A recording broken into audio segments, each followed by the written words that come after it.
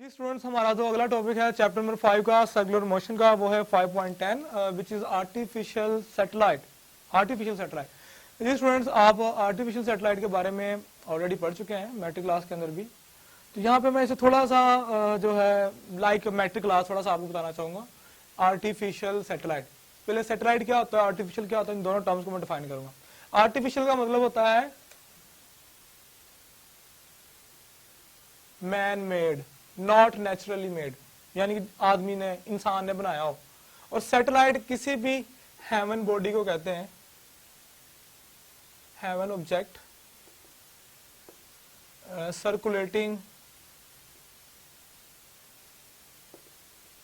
About planet और star, यानी कि कोई भी हेवनली बॉडी जो किसी दूसरी बॉडी के अराउंड जो है, या मैंने प्लैनेट और स्टार लिखा हुआ है कि हेवन बॉडी जो है, जैसे हमारे पास अर्थ है और ये अर्थ है, ठीक है, और ये हमारे पास क्या है, ये मून है। तो स्टूडेंट, ये मून जो है ये सर्कुलेट करता है, एंगुलर मोशन परफॉर्म करता है अबाउट द अर्थ जो है, चांद जो है। तो ये चांद जो है, मून जो है, ये हमारे पास नेचुरल सैटेलाइट है ऑफ द प्लैनेट अर्थ। तो इसी तरह जो है मैन मेड सैटेलाइट्स भी हैं जो कि स्पेस के अंदर जो है, मैन मेड सैटेलाइट जो है स्पेस के अंदर छोड़े गए हैं स्टूडेंट्स फॉर डिफरेंट पर्पसेस। तो मैन मेड सैटेलाइट जो कि हमारे पास अराउंड द अर्थ जो है हमने फिक्स किए हुए हैं, हेल्ड किए हुए हैं, जो कि ग्रेविटेशनल फोर्स की वजह से वहां पे हेल्ड है, और वो with the rotation of the अर्थ जो है वो रोटेट करते हैं, with the gravitational force of the अर्थ जो है रोटेट करते हैं। जैसे कि हमारे पास अर्थ जो है due to the gravitational pull जो है वो रोटेट करती है, वो सर्कुलेट करती है अबाउट द सन। इसी तरह हमारे पास जो मून है, मून में due to the gravitational force जो है वो क्या करता है, वो रोटेट करता है, सर्कुलेट करता है अबाउट द अर्थ जो है। तो इस तरह जो मून होगा हमारे पास नेचुरल सैटेलाइट, जबकि जो इंसानों ने सैटेलाइट बनाए हैं और वो स्पेस में छोड़े हुए हैं अबाउट द अर्थ जो है, अराउंड द अर्थ जो है, उन्हें डिफरेंट पोजीशन के ऊपर हेल्ड किया गया है उन्हें, जो कि due to the balancing gravitational force जो है एक फिक्स पोजीशन के ऊपर बैलेंस है, और वो with the rotation of the अर्थ जो है वो भी रोटेट करते हैं। वो हमारे पास क्या है, आर्टिफिशियल सैटेलाइट्स है। तो आर्टिफिशियल सैटेलाइट जो है स्टूडेंट्स बड़ी इंपॉर्टेंट रखते हैं हमारे पास, कम्युनिकेशन पर्पसेस के लिए इन्हें हम यूज करते हैं। जीपीएस हमारे पास जो ग्लोबल पोजीशनिंग सिस्टम है उसके अंदर हम इन्हें इस्तेमाल करते हैं। तो किसी भी बॉडी को जो है जब हम हेल्ड करते हैं अराउंड द अर्थ जो है, आर्टिफिशियल सैटेलाइट कहते हैं। तो आर्टिफिशियल सैटेलाइट जो है एक खास पोजीशन के साथ जो है, एक खास हाइट के ऊपर जो है, उस हाइट के ऊपर जहां पे अर्थ जो है उसे ग्रेविटेशनल एक्सेलरेशन प्रोवाइड कर सके, कितना 9.8 मीटर पर सेकंड स्क्वायर जो है, एक खास हाइट के ऊपर जो है हमने सैटेलाइट को हेल्ड करना है, जो कि हमारे पास हम कंसीडर करते हैं कि हमारे पास ये अर्थ है, ठीक है, और ये अर्थ जो है इसके अराउंड जो एक सैटेलाइट, ये रेड कलर में मैंने शो किया है, ब्लूश कलर में हमारे पास एक अर्थ है, ठीक है, उसका ये रेडियस है, ये एक हाइट के, एक खास हाइट के ऊपर हमने जो है इसे above the surface of the अर्थ जो है इसे हमने हेल्ड किया हुआ है। तो वो कितनी वेलोसिटी हमें इसे देनी पड़ेगी कि वो जो है from the surface of the earth to that height जो है पहुंच जाए, और वहां पे जाके वो फिक्स हो जाए और वो रोटेट करे, ठीक है, वो सर्कुलेट करे अराउंड द अर्थ। तो वो हमारे पास जो स्टूडेंट्स जो वेलोसिटी होती है वो क्रिटिकल वेलोसिटी कहलाती है, उसकी अभी हमने डेरिवेशन करनी है आगे। अच्छा, हम बात करते हैं कि ये जो सैटेलाइट जो है इसने जो है सर्कुलेट करना है अबाउट द अर्थ, तो वो किस फोर्स से करेगा, वो हमारे पास सेंट्रीपिटल फोर्स होगी, ठीक है।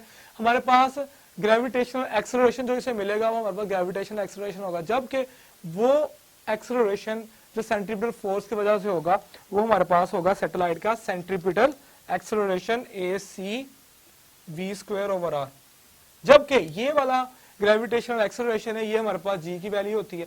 तो हमने इसको रिप्लेस करना है AC को g से, g = v², और स्मॉल और को हमने रिप्लेस करना है r से।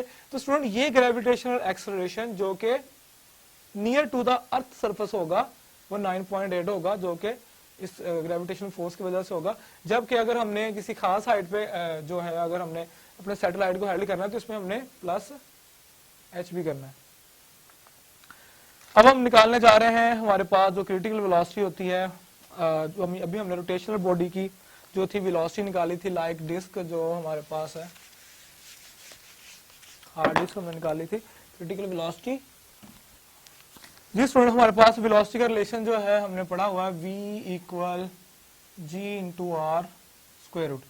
तो स्टूडेंट हमने देखना है कि वो मिनिमम वेलोसिटी कितनी होगी जो कि हमने यहाँ से रॉकेट को दे, जो कि जिसके ऊपर हमने उस जो है सैटेलाइट को रख के लेके जाना है। रॉकेट से लेके जाते हैं ना सैटेलाइट के ऊपर, हम ये रॉकेट है मेरे पास, इसके ऊपर ये मैं सैटेलाइट रखूंगा इसके अंदर, तो ये रॉकेट को मैं कोई जो है इनिशियल वेलोसिटी दूंगा मेरे पास। वो इनिशियल वेलोसिटी कितनी होनी चाहिए कि वो स्पेस तक पहुंच जाए, ठीक है, ग्रेविटेशनल उस पर कितनी एक्ट करे कि वो वहां पे हेल्ड हो जाए और वो with the rotation of the अर्थ वो भी क्या करे, सर्कुलेट करे, रोटेट करे। तो वेलोसिटी मेरे पास क्रिटिकल वेलोसिटी है, वो हम निकालने जा रहे हैं, वो कितनी उसकी वैल्यू होनी चाहिए। जी हमारे पास होता है 9.8 या आप 10 भी ले सकते हैं, लेकिन 9.8 ही लेना है। जबकि हमारे पास नियर टू द अर्थ अगर हम देखते हैं इस रिलेशन को, तो आर हमारे पास क्या रेडियस ऑफ द अर्थ है, जिसकी वैल्यू होती है 6.4 इंटू 10⁻⁶ मीटर। जी स्टूडेंट, इसको अगर हम सोल्व करते हैं तो v की वैल्यू हमारे पास क्या आती है 7.9 अप्रोक्सीमेट वैल्यू है, किलोमीटर पर सेकंड हमारे पास जो है ये इसकी वैल्यू आ जाती है।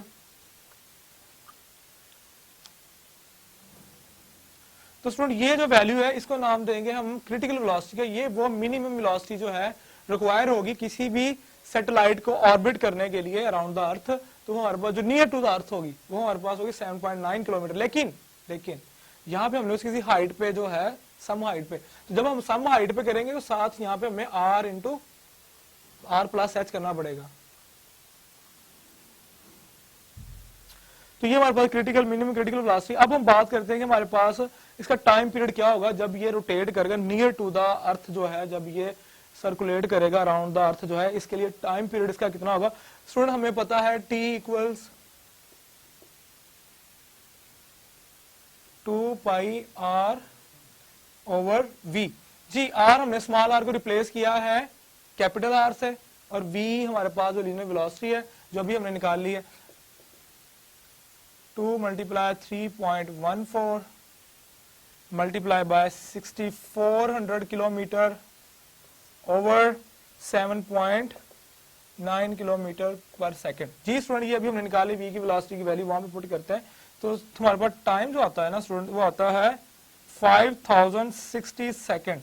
यहाँ हमारे पास टाइम आ जाता है, अगर हम मिनट्स में है तो 84 मिनट्स अप्रोक्स जो है अप्रोक्सीमेटली 84 मिनट्स जो हमारे पास अप्रोक्सीमेटली आते हैं। यानी कि अगर हम जो है near to the earth, near not this h के साथ नहीं, अगर नियर टू द अर्थ यहाँ पे अगर हम छोड़ते हैं, ठीक है, इक्वल टू जो है रेडियस ऑफ द जो उसकी हाइट है from the centre of gravity जो है जो हमारे पास आता है वो नियर टू द अर्थ, जो अगर हम यहाँ पे सेट करके छोड़ते हैं तब हमारे पास उसका जो 1 रेवोल्यूशन पर मिनट होगी वो हमारा 84 यानी 1 रेवोल्यूशन जो है हमारे पास 84 मिनट पर रेवोल्यूशन होगा। यानी कि वो एक रेवोल्यूशन जो है वो एक कंप्लीट चक्कर जो है 84 मिनट में लगाएगा। लेकिन हम ऐसा नहीं होता, हम सैटेलाइट को जो है एक जो अप्रिशिएबल डिस्टेंस के ऊपर एच के ऊपर हम छोड़ते हैं, हाइट के ऊपर छोड़ते हैं। अगर हम यहाँ पे छोड़ दो तो हमारे सरों के ऊपर है, ठीक है ना, उनको हमें एक खास जो है हाइट के ऊपर उन्हें छोड़ा जाता है, ठीक है। ग्रेविटेशनल एक्सेलरेशन जो जहां पे एक खास वैल्यू होती है ग्रेविटेशनल एक्सेलरेशन की, हमने देखा है कि ये जो वैल्यू थी ग्रेविटेशनल एक्सेलरेशन की जो हमने लगाई है 9.8, ये नियर टू द अर्थ है मीटर पर सेकंड स्क्वायर। लेकिन स्टूडेंट आपने लॉ ऑफ ग्रेविटेशन पढ़ा हुआ है, ग्रेविटेशन का लॉ पढ़ा हुआ है कि जैसे जैसे बॉडी जो मूव करती जाती है तो inverse of the square of the distance जो है इसका ग्रेविटेशनल एक्सेलरेशन भी क्या होता जाता है, कम होता जाता है। तो square of the distance from the centre of the अर्थ जैसे जैसे जाते हैं उसका एप्रिशिएबली उसका जो ग्रेविटेशनल एक्सेलरेशन वो भी कम होता जाता है। जितना वो क्लोज होगा उतनी उसकी स्पीड ज्यादा होगी, क्योंकि ग्रेविटेशनल एक्सेलरेशन ज्यादा होगा। जितना वो हाइट पे होगा उतनी ही उसकी स्पीड क्या हो जाएगी, स्लो डाउन हो जाएगी। उसकी रेवोल्यूशन लैप जो है वो ज्यादा हो जाएगा जितना वो पास होगा, क्योंकि उसका ऑर्बिट स्मॉल होगा, ग्रेविटेशनल एक्सेलरेशन ज्यादा होगा तो उसकी स्पीड भी क्या होगी, ज्यादा होगी। जैसे जैसे वो ऊपर जाता जाएगा उसकी स्पीड स्लो होती जाएगी, उसका लैप ज्यादा होता जाएगा, ठीक है। तो उसकी जो कह लेंगे उसकी रेवोल्यूशन भी क्या हो जाएगी, ज्यादा हो जाएगी।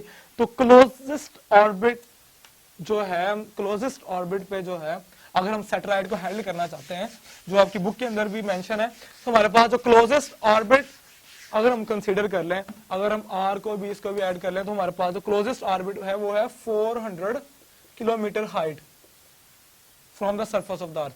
यानी कि ये हमारे पास 400 हाइट अबाव जो अगर हम छोड़ें तो ये हमारे पास क्लोजेस्ट आर्टिफिशियल सैटेलाइट को हम हैंडल कर सकते हैं।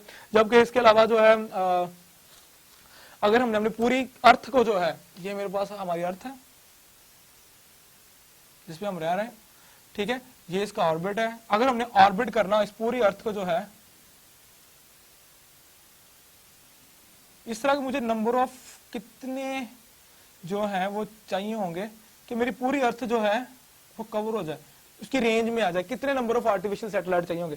तो 24 ऐसे हमें जो है सैटेलाइट चाहिए होंगे पूरी ग्लोब को जो कवर करने के लिए, पूरी अर्थ को जो है कवर करने के लिए, जिसे हम नाम देते हैं ग्लोब।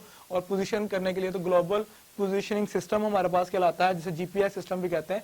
और ये सिस्टम जो है स्टूडेंट्स जो है वेरी वेरी हेल्पफुल। आप लोग आजकल जो है अपने सेल फोन के अंदर देख सकते हैं कि आप जीपीएस के थ्रू जो है, अगर आपने कहीं अननोन प्लेस पे जाना है तो आप जो है जीपीएस आप ऑन करते हो अपने सेल फोन के अंदर, इंटरनेट के थ्रू जो है आप अपनी उस पोजीशन को, अननोन पोजीशन को भी चेकआउट कर सकते हो, जो कि अप्रोक्सीमेटली जो है अबाउट 10 मीटर एक्यूरेसी के साथ जो है आप देख सकते हो कि आप इस वक्त कहाँ पे हो। या आपने किसी अननोन प्लेस पे जाना है, आप कहीं टूर करने गए हो, आपको नहीं पता ये जगह कौन सी है, या आपने वहां पहुंचना चाहते हो, आप जीपीएस ऑन करते हो, तो जीपीएस ऑन करने से आप अपनी लोकेशन जो है फाइंड आउट कर सकते हो।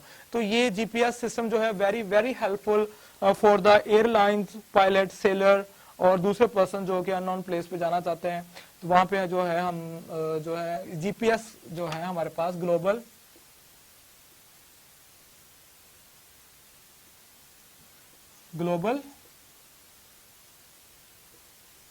पोजीशनिंग सिस्टम, जिस स्टूडेंट इसको नाम देते हैं हम ग्लोबल पोजीशनिंग सिस्टम का। हम जो है अर्थ पे कहीं भी अपनी लोकेशन को अबाउट 10 मीटर एक्यूरेसी जो है फाइंड आउट कर सकते हैं, where we are and where we are going to. Okay, तो पेपर पॉइंट ऑफ व्यू के लिए ऐसे बात करूं तो आप लोगों को एमसीक्यूज के लिए मैंने जो लिखा था कि हमारे पास मिनिमम जो है टाइम जो है नियरेस्ट जो है सैटेलाइट का 84 मिनट है, जबकि क्रिटिकल वेलोसिटी जो मिनिमम वेलोसिटी जो कि किसी भी आर्टिफिशियल सैटेलाइट को ऑर्बिट करने के लिए चाहिए होती है वो हमने निकाली 7.9 मीटर पर सेकंड, बाद का हम 8 मीटर पर सेकंड, मतलब किलोमीटर में थी, सॉरी ये किलोमीटर में थी ना, 7.9 किलोमीटर पर सेकंड, या अबाउट इसे राउंड ऑफ कर लें तो 8 किलोमीटर पर सेकंड जो है, ये हमें v चाहिए होती है, जो कि क्रिटिकल वेलोसिटी है, मिनिमम वेलोसिटी है, जो कि हमने फ्रॉम द सरफेस से जो है एक शटल है या ऑर्बिट है, जिसके ऊपर जो है हमने क्या करना है, आर्टिफिशियल शटल रख भेजना है स्पेस के अंदर, तो उसे हम देंगे। इनिशियल पुश जो है वो कितनी होनी चाहिए, 8 किलोमीटर पर सेकंड या 7.9 किलोमीटर पर सेकंड।